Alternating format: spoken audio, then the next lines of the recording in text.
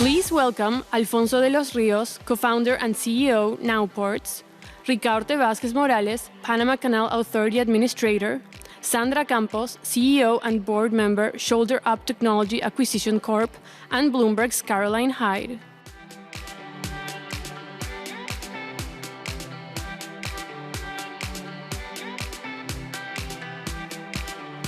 You here, in reality, good afternoon. All of you here virtually, good afternoon to this wonderful panel. I want to really supercharge everyone right here, right now. I hope you've all just had a little dose of caffeine. I hope you're all feeling excited about perhaps an alcoholically caffeinated beverage a little bit later, and getting together and talking in real time about some of the amazing opportunities, but also some of the headwinds and the challenges that really Panama finds itself in the middle of right now. I love the fact that this entire panel is based on supercharging supply chains, because that is what we are hoping to see occur by some of the relentless headwinds that we've seen put upon this global economy. Now, before we have got questions for the audience, we have got an ability for you to give me your questions to these fine panelists. But before I start asking your opinions on certain things, let's start first and foremost with just a little bit of a viewpoint from each of you as where we are in the supply chain headwind situation. So Kanti, first and foremost, with your bird's eye perspective on the 101 ships that currently sit outside that we can see from this beautiful hotel. Are the supply chain headwinds getting better at this moment? Well, there are some challenges that we still have to see resolved, especially lockdowns in China. Once the manufacturing stabilizes in China, then we will see a smoother flow of goods and services moving through the different shipping lines and through the Panama Canal. What you see now is about 80 vessels on the average waiting to transit, which is about 2.5 days of transit through the canal. And we have peaked at about 140 at one point in time earlier this year. So the fact that we are about 100 vessels now waiting for transit is an indication that the lockdown has had an impact, and it's being reflected now with some delays in the volumes going through the Panama Canal, particularly on manufactured products. I think products going the other way, especially energy products, have remained very strong, exception being made of liquefied natural gas, which some of the exports from the United States are going nowadays to Europe. But other things being equal, we expect that situation in China to be resolved probably over the next quarter, and then just on time for Christmas shopping in North America. Alfonso, from the technology perspective and from ensuring that some of the supply chain bottlenecks are a little bit greased, is that occurring from your perspective? And how much are we relying on technology to ease some of the logjams we've had?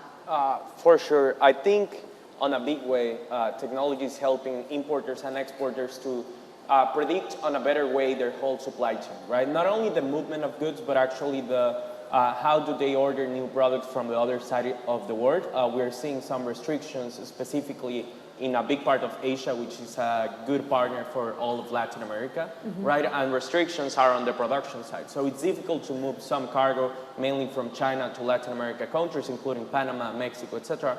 And technology can help importers or producers in Latin America have more visibility or real-time accuracy of what's happening in the other side of the world in terms of space in the vessels and obviously prices, which has gone up the last 24 months.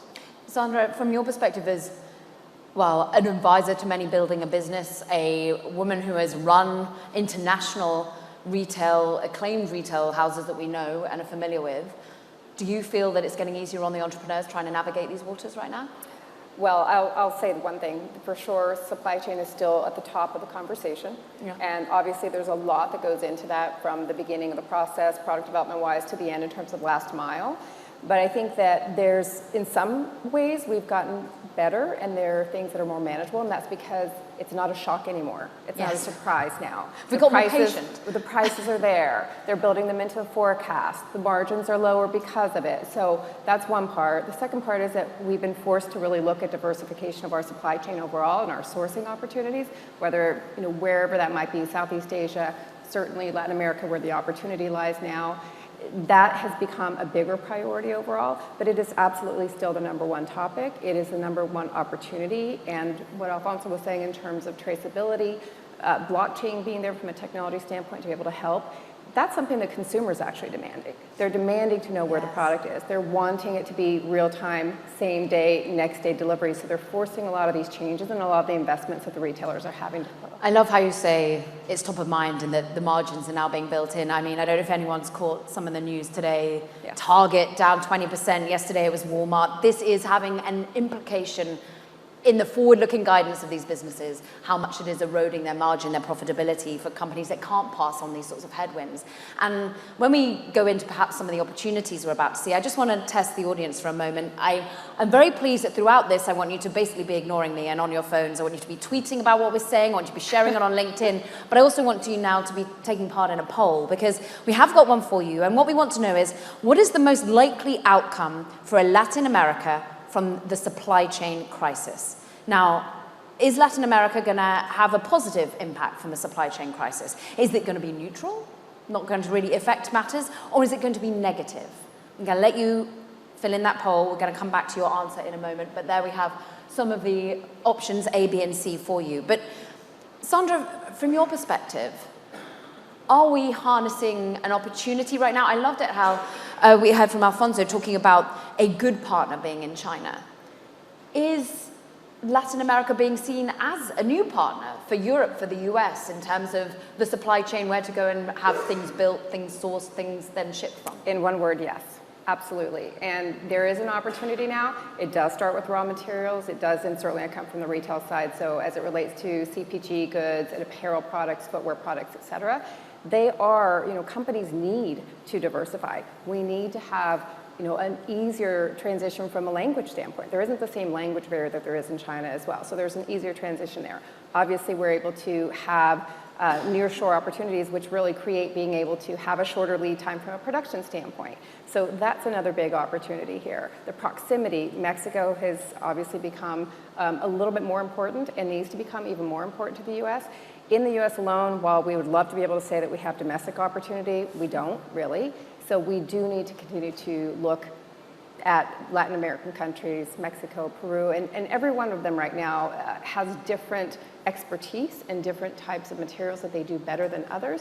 But overall, there's an opportunity to do that much more. I will go back to one thing, though, in terms of that from an opportunity standpoint. I heard earlier in discussions today, it's the training piece. So the training component, I think, is going to be very important to be able to get a lot of manufacturing and a lot of the supply chain partnerships here trained to the level of the expectations for the U.S. market. Because boards have very specific ESG and sustainability priorities, and right now more than half of the CEOs are looking at sustainability, so that really goes into everything from materials all the way through the employees and how they're being treated within all the different factories. And so there's a very complex line there, but yes, absolutely is an opportunity. Caroline, I know you've got views on whether or not this is being harnessed as an opportunity, but I'm interested in what you're seeing as from your perspective of just the shipping and the routes that they're using. Are we going to see nearshoring that much more here? It's a possibility, definitely. It will depend on several factors. How efficient can we move products in and out from Panama, and how we can accommodate the infrastructure to serve that. That will be probably the largest challenge, because there are some limitations actually into that. We are not standing by ourselves. We have an edge because the flow goes through Panama. Yes. The issue is, can we unload and reload fast enough and efficiently enough to be competitive? Because already the cargoes are moving through Panama. Whether we can sidestep and provide products and reassemble products for Latin America, that will depend on how fast Latin America grows in order to generate the demand for these products. That's the natural hinterland to the Panama Canal will be essentially Latin America. When you move north of the Panama Canal, then it's more challenging. In spite of the fact that there is a larger market there, and there are more opportunities there, there's more competition serving that market. So new opportunities do arise in the Caribbean, elsewhere, near Mexico, which is closest to the end market. And we have to take a very strong step forward in order to be competitive and meet the demands of this market. The opportunity is there, the challenge is on our court, so we have to take the opportunity and run. And Caroline, just, of course, you are a man who's helming the Panama Canal, but you're also an economist. And also Panama Canal, I mean, from its very birth, I mean, its grand celebratory opening was delayed because of a world war. Do you think the here and now, we all get very used to the turn of phrase it being transitory, but is it? Are we seeing long-term shifts in routes and in the way in which Asia gets its energy, Europe gets its energy, and what that means for your business? I think that we were going to move, if nearshoring becomes a reality, then the next stage for the Panama Canal will be to look into commodities. Either semi-manufactured products that will be reassembled to final destination, or then we have to trade on commodities. If we go commodities, then the capacity of the canal to price that commodity and to serve it is more limited than the possibility of pricing out a final manufactured product. An example, for a $20,000 automobile, we charge about $70 to transit the canal. So that is diluted in the end price. But when you take a ton of LNG or LPG and you charge the same equivalent amount, that becomes about $1 on million BTUs, for example, on the landed price. So we are gauging very narrowly, what is the added value the canal provides, and try to define on a product basis, what is the edge we have and where we can have more advantages. So even if we go to intermediate products or we go to commodities, then we have to understand what will be the end product and the end port of destination to make sure that we remain competitive. If we go manufacturing, then we have to be more competitive. We have to have a stronger infrastructure to supply just-in-time products with the right quality, with the right delivery time in order to meet market demand. And that is a truism, and we have to face it if we want to compete. How's that infrastructure look to you, Alfonso? No, I really have it's good. I really have a similar point of view in terms of that, and how does even patterns of consumption in Latin America are changing, right? We are seeing a big growth in terms of e-commerce, and there are different brands that are not only importing from one specific point or one specific brand, but actually from all the sides of the world, right? So one important thing I want to say is, I don't know exactly, and I think it's quite early to say if we are seeing long-term changes in terms of nearshoring or reshoring, but what we are definitely seeing from our side, mostly in the import and export side, it's a decentralization from the supplier side, right? When we're seeing that most of the supply chains in Latin America, approximately around 40% depended on China before the pandemic, we are seeing a change of maybe depending of other parts of Asia, but also of Latin America, right? We have big exporter countries like Brazil, like Mexico, that are exporting to the US for specific big industries like automotive, retail, manufacturing, etc. So I definitely agree that there are some fundamental changes. Still a little bit early in terms of long-term nearshoring, but definitely a decentralization of dependence on big nations, right? Let's just get a sense of your optimism, or lack thereof, in the audience, and just see how our poll turned out. I don't know if we do indeed have the answers to that, and hopefully they'll be showing it in but a moment. There we have it. Well, good. None of you are negative. Absolutely zero. How nice. Positive. 48, but it's pretty mixed as to whether it's going to be neutral. Actually, more of you think that the gains in some areas are going to be cancelled out by losses in others.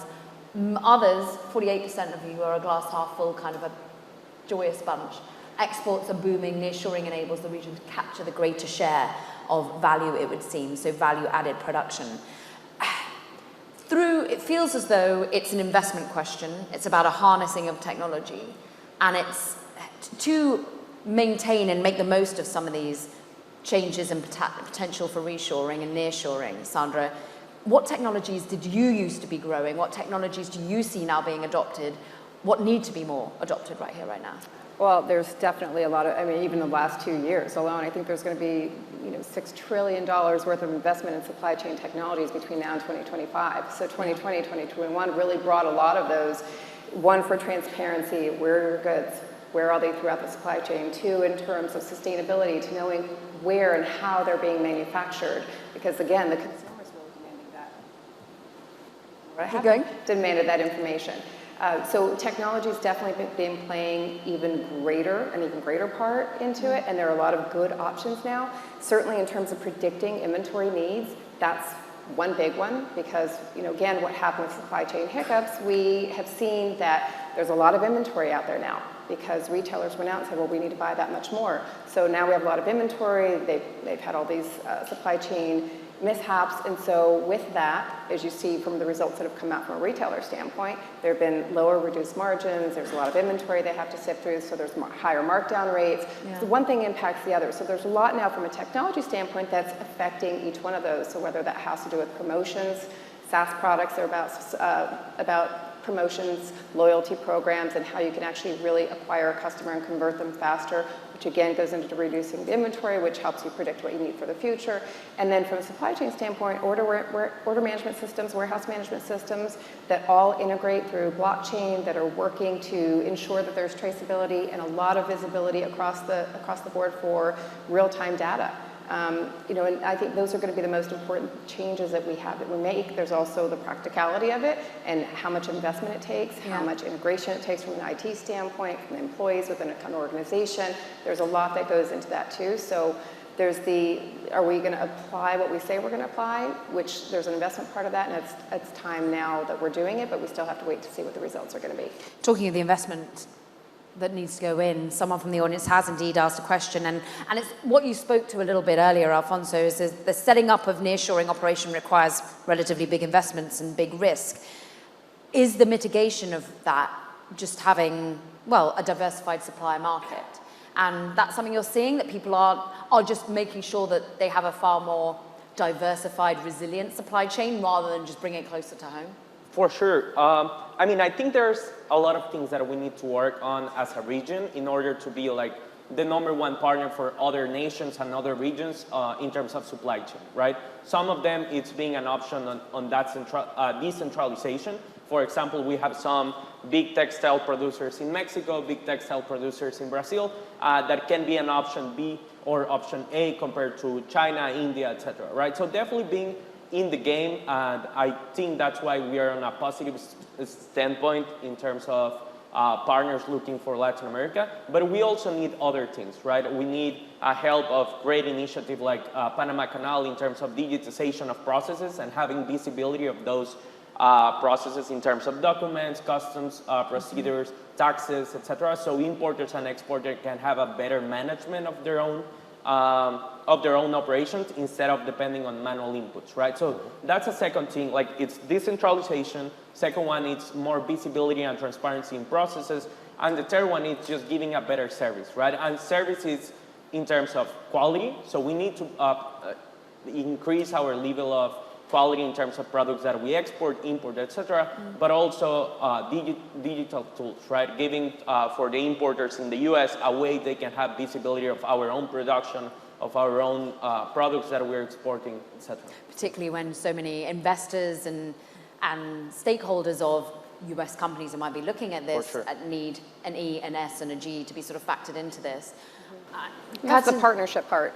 Yeah. Because I think partnership is incredibly important, as you all are talking as well. It's just this, now Latin America becoming the opportunistic region to be able to focus on this, but it's about partnership and understanding that this is a two-sided street, right? The retailer, the manufacturer, the brand that you're manufacturing products for, they all have to be able to be profitable. Yes. So the stakes have changed now as well. So we have profitable businesses, we have to really focus on, and so the partnership aspect, I think, is going to be an important one for all sides to truly understand. But overall demand is moving closer to the need of more sustainable products. Yes. Yes. And if we look into more sustainable products, then we have an edge here, because compared to other manufacturing locations, if we move forward and leapfrog towards more sustainable products, sustainability will be part of the overall product branding of it, and that is going to be leading to opportunities that if we jump ahead, then we will have a chance to beat the market. How's Panama Canal ensuring that it's becoming as most environmentally friendly as it can, and how are you investing in yourself and ensuring that you're the partner of choice through all of this? Well, it's been recognized that Panama has negative footprint as far as CO2 is concerned. Take the Panama Canal, we are positive. So we are moving to be carbon neutral by the end of the decade. By doing so, it gives an opportunity to price our services based on carbon emissions, which is something that we haven't done in the past. So it's not only that you praise the fact that you believe that carbon neutrality is important and the environment is important for the canal. Environment is everything because we are rain dependent. Yes. And that being said, moving along the fact that we're going to be carbon neutral and we are very sensitive to the environmental issues and climate change, it's not only an opportunity to invest in order to improve our carbon footprint, but it's also an opportunity to price the service within that market, which is a new virgin market in the world and probably a new virgin market for the region. So I think the opportunity, a significant opportunity remains there to be grasped. I think that's an excellent point, because obviously as it being, I think more than half the CEOs are focusing on sustainability as their number one priority, but haven't actually put that into action. And knowing and acknowledging that and being aware of that Panama specifically, I don't know what this is, but Panama specifically has the edge on that, I think would be very important. So it's just awareness and making sure that that's translating to all the companies abroad. Yeah. Our microphone infrastructure is wavering every now and then, but we will leap to the rescue with a handheld if it does indeed cut out, so fear not. Alfonso, from your perspective, you talked about, to begin with, and I singled it out as a turn of phrase, but China's a good partner, or Asia's a good partner. Do you think that the partnership, is there a either or? Is it a mutually exclusive, or can we see that Latin America can still have a very close tie with China, can still receive investment from China, but become the alternative to China for a US-European consumer? Yeah, that's a really good point, because I think when we talk about supply chains, not only in Latin America, but worldwide, the best way to think it's like not a black or white option, but actually having like different alternatives where we can depend on, right? So we've seen these last 24 months, different patterns in terms of dependency, right? As I said, and I don't want to be repetitive, but Latin America positioning itself on the textile industry, on the automotive industry instead of China that was growing significantly in terms of electric vehicles, etc. So what I want to say there is, in general, I think it will not be one option or the other one, but a mix of just like different parts on different sides of the world, on a dependency on a decentralized supply chain, right? Sandra, you can speak to entrepreneurship within this and also capital allocation. When you do start to see a world starting to worry about future growth, seeing inflation so rampant, thinking of interest rates that are going up, are people still wanting to invest in these sorts of solutions? Or is it more that the companies have to show that they are, you referenced it before, a growth company and not just a sort of revenue increasing company? Well, I think there's both sides, and no matter what, it's going to be about being a growth company and growing profitably. So that the stakes have changed from an investment standpoint. That's one. The second part, though, is that everyone does know and believe that technology, no matter what, is going to make the change and is going to help every company out there, whether that's from a supply chain standpoint from the beginning or through the last mile. So the investments will continue to be there in those solutions, and those solutions are helping to save time, helping to ultimately save cost, helping to ultimately save operational expenses across the board. So that will help, in turn, improve the margins, which of course then helps your growth. Katin, I know that there's a lot of investment going on at Panama Canal. Has any of the economic headwinds ever put that into doubt or thought about the overall return on that? Well, we have a very high bar as far as what is the criteria to do investments. They are being focalized especially in supporting the existing infrastructure. Taking this infrastructure to the next level, it will demand significant technological investments in order to make it more on-time service, more reliable, maintain safety standards, and making sure that you deliver the product with the quality expected at the right time. That's one point. The second one is that if other opportunities do open up, we stand ready in order to, thank you, we stand ready in order to explore them. Especially if we look at commodities, for example.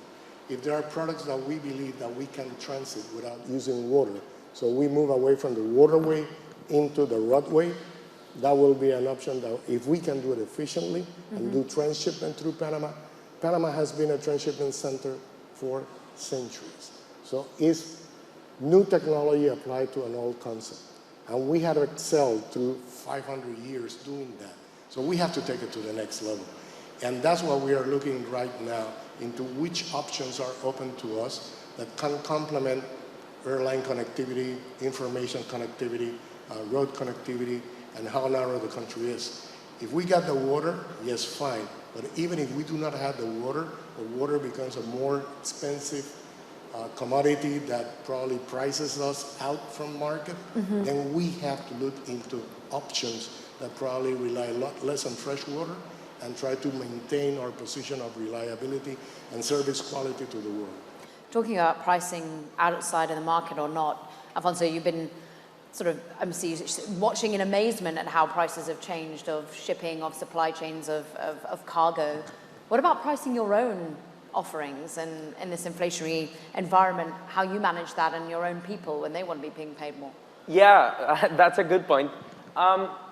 Before that, I will put a little bit of context. I think international investors, different venture capitalists, etc., have been investing on different parts of the supply chain in Latin America, right? Not only the first mile where I think Nowports is, the importing and exporting, but also last mile, right? We were talking just a few minutes ago about some last mile companies that have grown significantly in the region, Panama, Mexico, etc.